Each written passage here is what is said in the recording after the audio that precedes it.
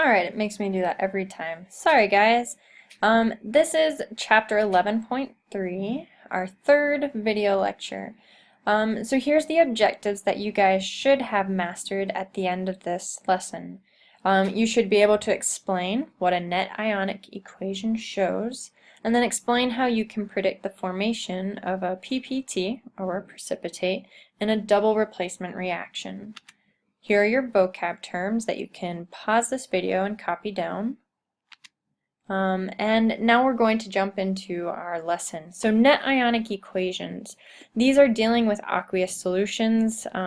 The section points out that it's not a surprise that net ionic equations deal with aqueous solutions because so many reactions on Earth take place in water. It points out the Earth is covered by over 70% water, and more than 2/3 of our bodies are made up of water. And so we have all this water around us, and it's not that surprising that reactions take place in water. So our example is a double replacement reaction.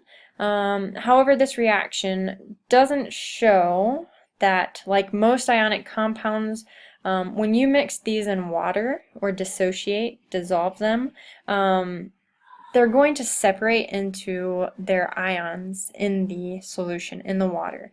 For example, when our NaCl dissolves in water, you're going to have sodium ions and chlorine ions. And when the silver nitrate dissolves, you're going to have silver ions and nitrate ions floating in the water. And so then these are going to float, and some of them combine, which you can see double replacement reactions. They're either going to be solid, a gas, or a molecular compound like water. So we want to look here in our products, do we have a solid, a gas, or a liquid? And we do have a solid. So when these things are mixing in water, they form a solid, and the rest are ions. So we use those to write a complete ionic equation. So all the ions in our equation, we break them down. So silver, nitrate, sodium, chlorine, and these yield this solid or precipitate, and then these two ions.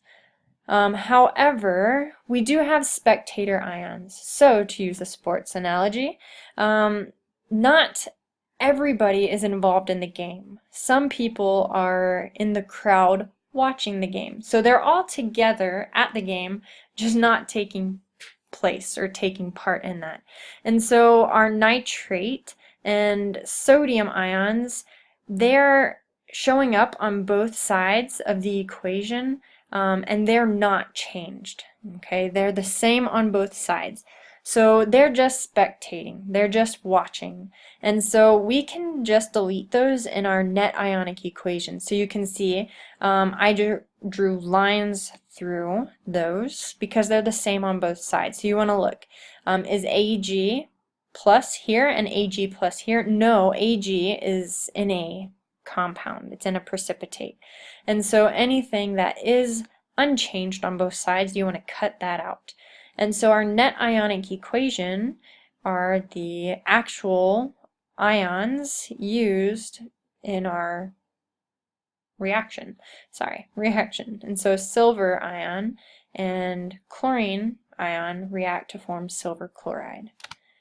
So in writing balanced ionic equations, you want to make sure that the ionic charge is balanced. So the net ionic charge must be 0 on both sides of the equation. However, let's look at this next example. We have lead, which is a solid, and then you have silver nitrate resulting in silver solid and lead nitrate. In this equation, our nitrate is the spectator ion because if we break it down, that's the thing on both sides that doesn't change. They're both aqueous, so they're going to break down. So our net ionic equation is lead and silver, and then we have two, like there's a solid on both sides and they're aqueous on the others, but it's unbalanced, and you can see that from our charges. Why unbalanced? You can see that there's only one plus ion on the reactant side, and there are 2 positive ions on the product side. So if we put a 2 in front of our silver ion, then our charges are balanced. However, then our silver atoms are not balanced. And so that's what this second step is saying. We need to put a 2 in front of this silver to balance out our silver ions. And so once we have those 2 2's in place, then we're balanced. And so this is our bold key to our objective. A net ionic equation shows only the things, the particles, atoms, elements involved in a reaction and is balanced with respect to both mass and charge. Okay, so here we have charge and here we have mass.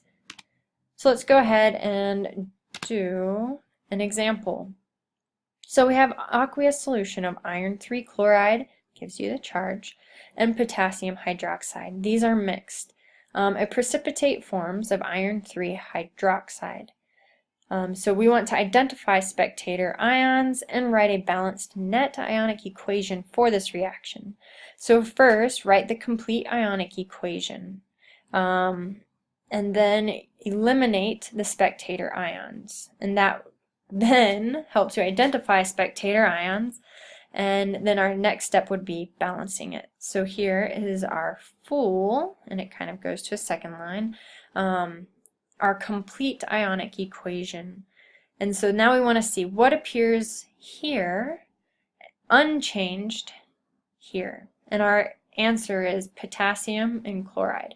So we can just cut those out, cut them out, and then we write our ionic equation, which would be our iron 3 plus OH negative FOH, and that 3 should be down, my bad. But then we want to balance the charges, and you can see this 3 helps to balance out our charges on both sides. So now I want you guys to do 28 and 29 in your notes. Again, if you have any questions, email me and I can do a quick video if I have enough questions coming in, showing you more examples of how to do these. And then our second objective is predicting the formation of a precipitate. And the table on table 11.3 on page 344 is what you need to be familiar with. I would just memorize this chart to help you predict the formation of a precipitate. These are the rules. So for an example, let's look at sodium carbonate and then you have barium nitrate. If these both are mixed, will a precipitate form? So we break them down into their ions, sodium carbonate, barium nitrate, and then these form what? So when these 4 are mixed, the cations could change partners. So we look, sodium nitrate and barium carbonate are the only 2 possible combinations. This barium combining with this, and the sodium combining with the nitrate. So can these happen? We look at, sorry, I don't know what just happened. That was weird. Okay, my bad. We'll just quickly jump back here. We want to look and see if these 2 compounds will take place. So can barium join with carbonates, can sodium join with nitrates? So the table tells us that barium and carbonate will form a precipitate. Sulfates, salts, with the exceptions of these, are soluble, but we want to look for barium carbonate. So we'll look for something about carbonates. Here we go. Carbonates, most are insoluble, meaning they will form a precipitate.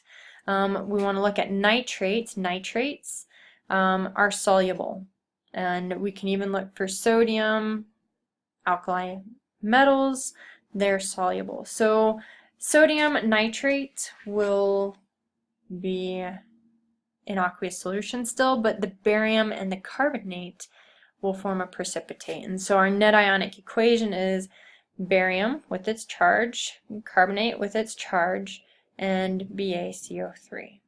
which is balanced. You can see the charge and the atoms. So use this chart, be familiar with it, or memorize it, and you should be good on predicting the formation of a precipitate.